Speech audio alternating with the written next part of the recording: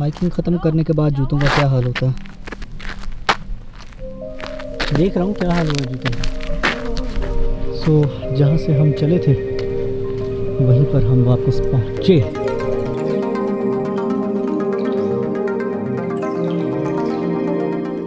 सो hiking part 1 ख़त्म। अभी हमारा नेक्स्ट स्टॉप है, जाके बताता हूँ।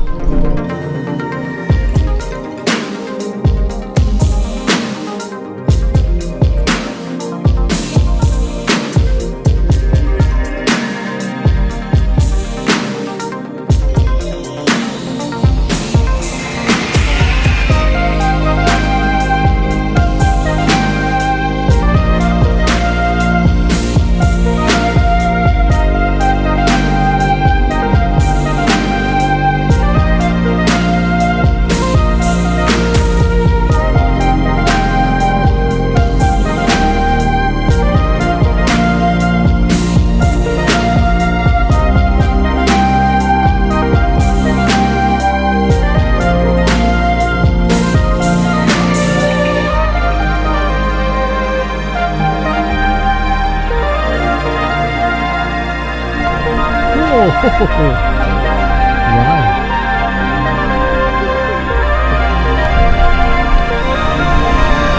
So this is Al Rafisa dam. इधर मास्क लगाना बहुत ज़रूरी है क्योंकि यहाँ पर पब्लिक बहुत है।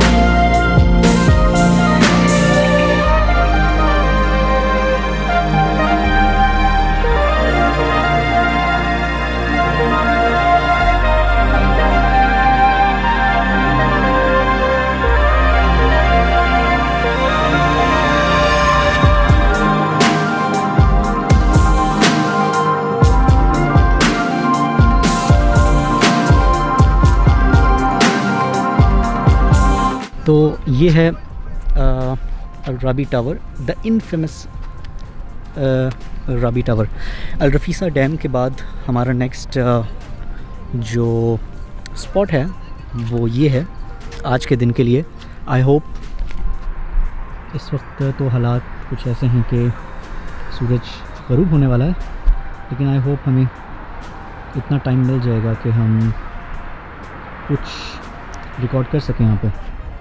ये टावर है और उस साइड पर है हाइकिंग ट्रेल, हाइकिंग जहाँ से शुरू होगी। और जस्ट इन केस मेरे कैमरे की बैटरी उस टाइम तक ख़त्म हो जाए, बाय बाय।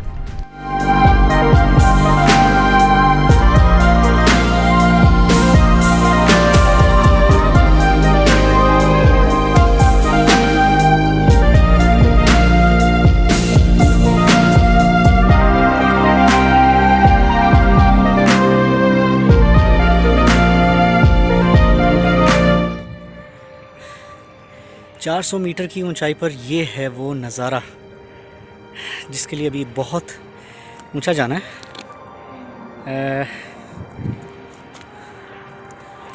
Dead almost 6%।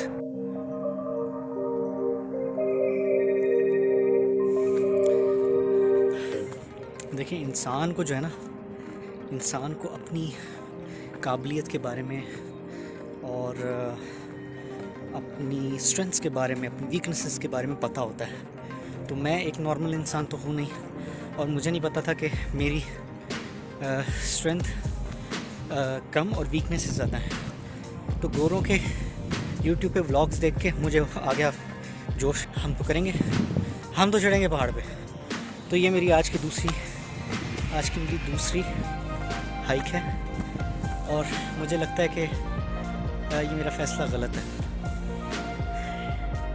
एक दिन में एक ही बहुत थी, लेकिन अब आधी तो चढ़ ली है, आधी रह गई है।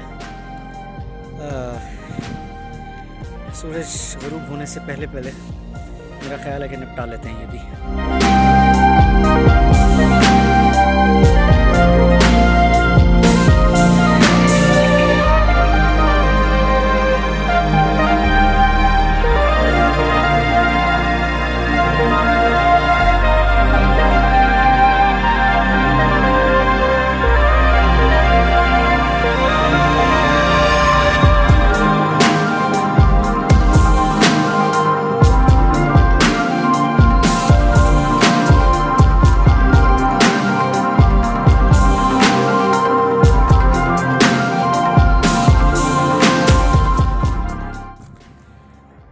Coming back from my mobile camera, battery बिल्कुल ख़त्म हो गई है।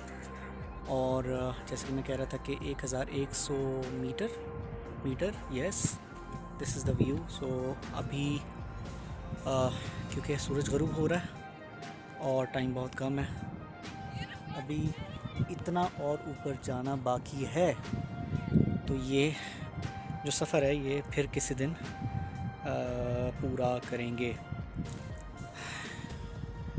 Bye bye.